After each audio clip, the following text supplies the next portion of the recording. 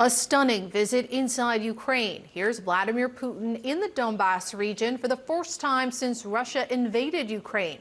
He touted the Russian-controlled city of Mariupol and surveyed reconstruction programs after the damage inflicted by his own military.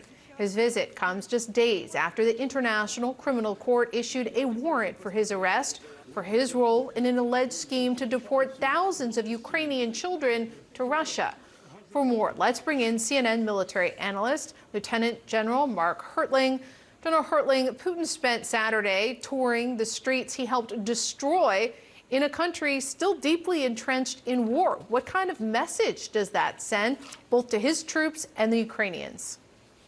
He's trying to send a message, Paula, but he's having some real difficulties doing that. As you see in these pictures, he was going through the one apartment building that has been rebuilt sort of as a Potemkin village, and I don't use that term loosely, in the city of Mariupol.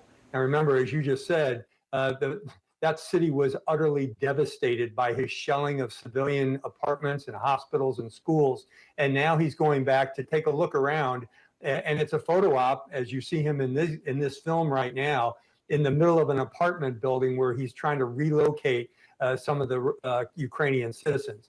It's sending a signal too, because it's still very far to the west behind enemy lines. It's in the province, the Oblast of Donetsk.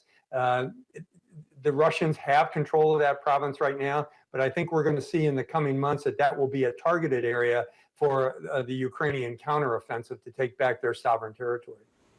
Tomorrow, Chinese President Xi is traveling to Moscow to meet with Putin.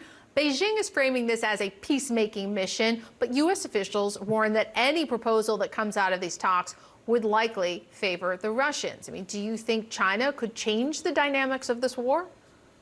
I do not, Paula. The peace proposal, the draft peace proposal that the Chinese have already petitioned is all behind the Russian attempts at gaining a ceasefire, a freeze on the territory, which would create another frozen conflict. There are currently 5 frozen conflicts within Europe that Russia has created. And I don't believe that certainly President Zelensky or the Ukrainian people are going to abide by any kind of proposal that China gives in coordination with Russia.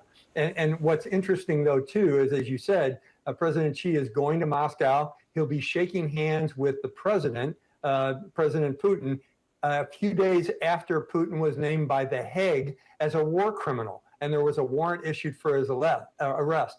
I don't think that's good optics at all for the Chinese president. Well, shifting gears a bit, tomorrow marks the 20th anniversary of the U.S. invasion of Iraq.